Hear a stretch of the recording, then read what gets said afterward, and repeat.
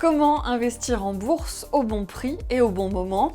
Pour un épargnant, c'est une question cruciale avant de se lancer sur les marchés financiers.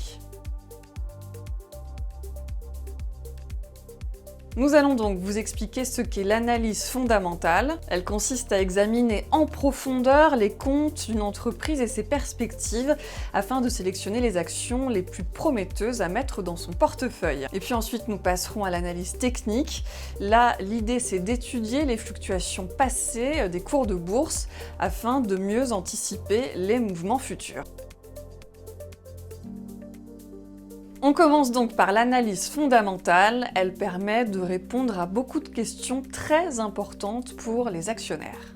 Première question, c'est quoi une action pas chère? Pour le savoir, on peut calculer le bénéfice net par action ou BNPA. Il désigne le bénéfice net rapporté à chaque action. Il est calculé à partir du résultat net d'une entreprise divisé par le nombre d'actions qui composent son capital. Grâce au bénéfice net par action rapporté au cours de bourse, il est possible de calculer le PER d'un titre, le Price Earning Ratio. Mathématiquement, le PER se calcule en divisant le cours de l'action par le BPA, bénéfice par action.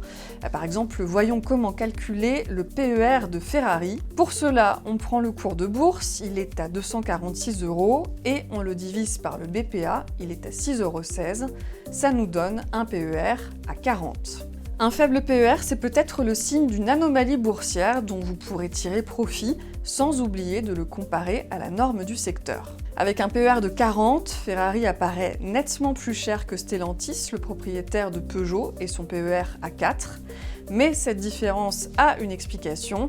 La marque italienne est désormais valorisée comme une marque de luxe, secteur dans lequel les PER sont beaucoup plus élevés que dans l'automobile. Deuxième question, c'est quoi un rendement élevé? C'est le rendement d'un titre, c'est-à-dire le dividende rapporté au cours d'une action. Ce qu'on recherche, c'est un dividende élevé. Pour rappel, le rendement d'un livret A, qui est un placement sans risque, c'est 3%. Le rendement de Total ou d'Orange se situe au-dessus de 6%. Et pour Stellantis, le constructeur automobile, on monte même à 7%. Troisième question, c'est quoi une décote? Pour la calculer, il faut comparer la capitalisation d'une entreprise par rapport à l'actif net par action.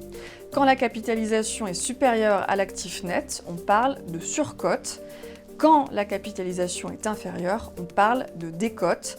Exemple avec BNP Paribas, la banque présente une décote de 30%. Voilà pour l'analyse fondamentale. Je vous propose maintenant d'aborder l'analyse technique. Comment choisir le bon moment pour intervenir sur les marchés? C'est là que l'analyse technique entre en jeu. Alors cette analyse est souvent mal vue de certains fondamentalistes qui la comparent un peu à une boule de cristal, mais pour d'autres, elle donne pourtant de précieuses indications en matière de timing d'investissement. Voici donc quelques figures de style pour mieux comprendre comment ça marche. On commence par le double creux ou W qui marque une inversion de tendance favorable. Comme son nom l'indique, elle se caractérise par deux creux successifs, deux creux visibles sur ce graphique Thales.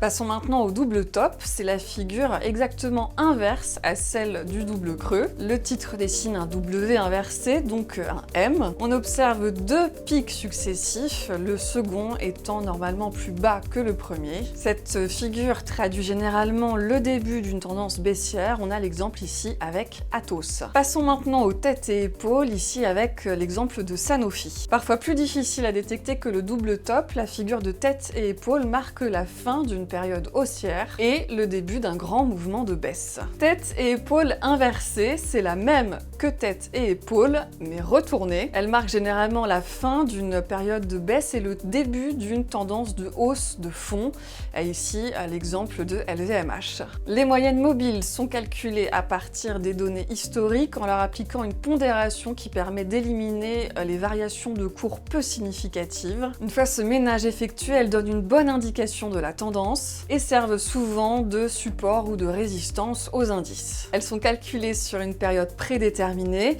Généralement, les chartistes utilisent les données mobiles à 20, 50, 100 ou 200 jours de bourse. Très populaire aussi dans la jungle des nombreux indicateurs techniques technique, le RSI ou Relative Strength Index. Il permet de distinguer des zones de surachat ou de survente pour un titre, ici le constructeur Renault, ou pour un indice boursier. Il est déterminé pour une période donnée, en général de 14 jours. Notre conseil, soyez curieux. Voilà pour les principales notions comptables ou techniques qui peuvent vous aider à investir en bourse.